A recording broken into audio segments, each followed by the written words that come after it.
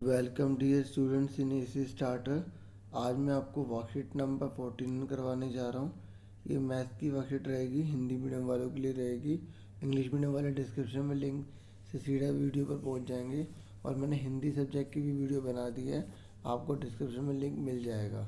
ठीक है, तो आज 29 की वर्कशीट मैं करवाने जा रहा हूँ। ये थर्सडे की वर्कशीट है।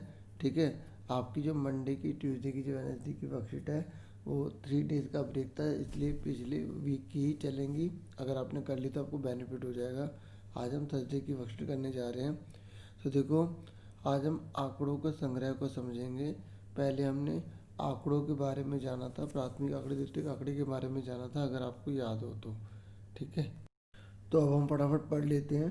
देखो, उदाहरण नंबर 1 में बताया गया है कि आपको 50 नंबर के एक टेस्ट में जो कक्षा 9 का हुआ था, 30 विद्यार्थियों ने अंक प्राप्त करे हैं। ये सारे मार्क्स हैं। ठीक है, तो अब हमें क्या बताया गया, आगे पढ़ते हैं।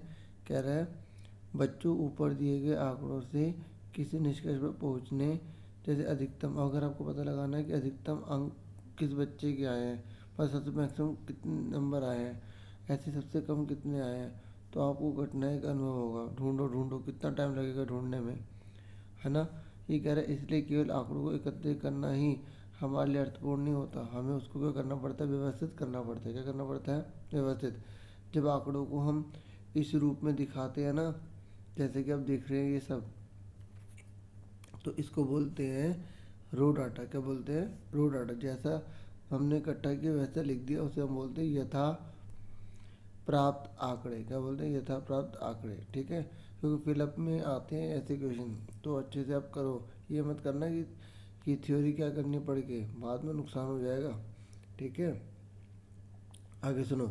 आंकड़ों से महत्वपूर्ण जानकारी प्राप्त करने के लिए हमें उन्हें व्यवस्थित करने की आवश्यकता पड़ती है, मतलब उसे हमें मैनेज करना पड़ता है, एक तरीके से सीक्वेंस में लगाना पड़ता है।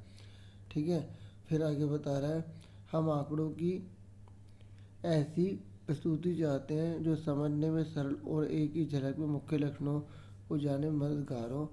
आइए अब हम ये भी सीख लेते हैं।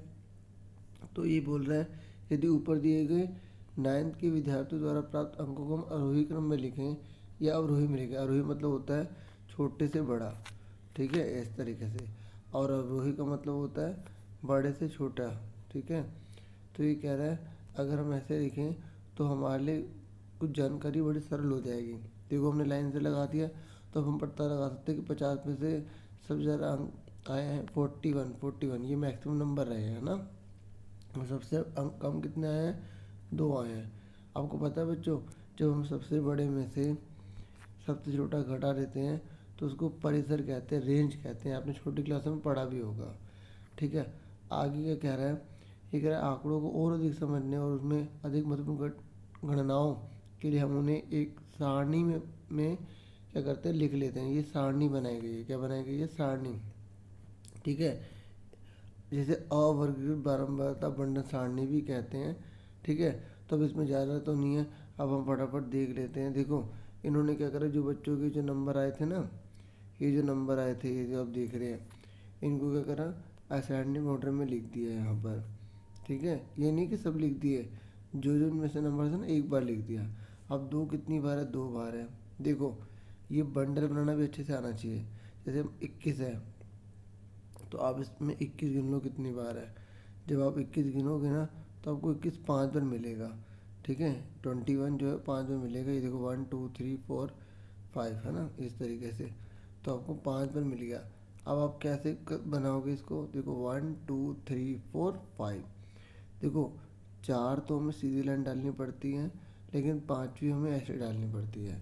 ठीक है, इस तरीके से हमने क्या करा, इन सबको काउंट करके यहाँ लिख दिया। यहाँ तक क्लियर हो गया। अब हमसे केवल 2 ही क्वेश्चन, अगर आपने वर्कशीट समझ ली तो आप 2 ही क्वेश्चन जो पूछेंगे इजीली कर लोगे। ठीक है, तो ये तो आपको क्लियर हो गया होगा कैसे आया। ठीक है, तो ये 2 बार था तो 2 लिख दिया, 5 2 बार था तो 2 बार लिख दिया। इस तरीके से 19 कितनी बार है, 5 बार, तो 5 बार लिख दिया। फिर टोटल करने पर वही आएगा जितने जने थे। तो देखो, टोटल करने पर ये कितने थे, यहाँ पर हमें बताया गया था 30 विद्यार्थी हैं, है ना। तो 30 विद्यार्थी को इतने इतने नंबर आए हैं, तो टोटल कितना आएगा, 30 ही आएगा। ठीक है, ये देखिए टोटल 30 आ रहा है। अब फटाफट क्वेश्चन कर लेते हैं जो वर्कशीट में दिए गए हैं। देखो क्वेश्चन यहाँ से नोट कर लेना, मैंने आंसर कर रखा है, मैं अब आपको आंसर दिखा रहा हूँ। ठीक है, ये ना ब्लड ग्रुप दे रखा है, हमें रक्त समूह दे रखा है।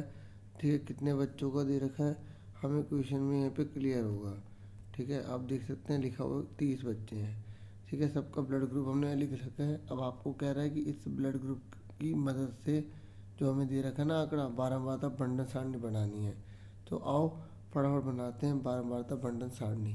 तो आप देख सकते हैं, देखो जो उसमें ए था ना, ए 9 बार था। कितनी बार था? 9 बार। तो हमने 9 लिखा, 1 2 3 4 5, 1 2 3 4, तो इस तरीके से 9 आ गया। ठीक है, ऐसे बी कितनी बार था अगर आप देखोगे ना क्वेश्चन में, तो 6 बार है। 1 2 3 4 5 6 बार आ गया। ऐसे सॉरी ये तो गलत हो गया, 1 2 3 4 5 डाला और ये 6, ऐसे करेंगे। ठीक है ना, उसके बाद ए बी है, कितनी बार था? 3 बार, तो 3 डाल दिए। ठीक है, इस तरीके से ओ कितनी बार है? 12 बार, तो हमने 12 बार डाल दिया। अब हमसे आगे 2 क्वेश्चन पूछे गए, उसके अंदर ही बच्चे ना कई बार पूरा क्वेश्चन पढ़ते नहीं तो गलती कर देते हैं, इस बात को ध्यान रखना। उसने बोला है अधिक सामान्य रक्त समूह कौन सा है, मतलब सबसे ज़्यादा बार कौन सा ब्लड ग्रुप है, या कितने बच्चे हैं जिनके ब्लड ग्रुप से ज़्यादा, और वो कौन सा ब्लड ग्रुप है? तो 12। ठीक है, 12 बच्चों का जो ब्लड ग्रुप ओ है, यानी कि ओ ब्लड ग्रुप सबसे ज़्यादा बार है। अब सबसे कम ब्लड ग्रुप कौन सा है? आप देख सकते हैं 3 बार है, तो इसलिए 3 जो है वो कितने ए बी में है, तो ए बी आपका आंसर आ गया। ठीक है, समझ में आ गया यहाँ तक? अब हम सेकंड क्वेश्चन देख रहे थे, फिर आंसर करते हैं। कोई इजी था इसलिए मैं आपको लिख के नहीं दिखा रहा था। ठीक है, मैंने कॉपी पे करके फिर पेपर लगा दिए हैं, ताकि क्योंकि इसमें ज़्यादा तो मुश्किल था नहीं। फिर भी अगर कोई प्रॉब्लम आए तो कमेंट बॉक्स में बता देना। ठीक है, 40 परिवारों में बच्चों की संख्या के आंकड़े दे रखे। देखो ये एक पहला परिवार है, इसमें एक बच्चा है, दूसरे परिवार में 2 बच्चे, तीसरे में 2 बच्चे हैं, ऐसे हमने आंकड़े इकट्ठे कर लिए। अब हमें इसकी बारंबारता बंटन सारणी बनानी है। ठीक है, क्या बनानी है? बारंबारता बंटन सारणी बनानी है। तो अब इसका भी आंसर आप फटाफट देख लो। देखो मैंने ना दोनों लैंग्वेज में लिख रखा है, आप हिंदी मीडियम के हो तो हिंदी में करना, इंग्लिश वाले तो इंग्लिश में कर लेना। ठीक है, इस तरीके से बारंबारता बंटन सारणी है। हमने नंबर ऑफ चिल्ड्रन लिख लिए।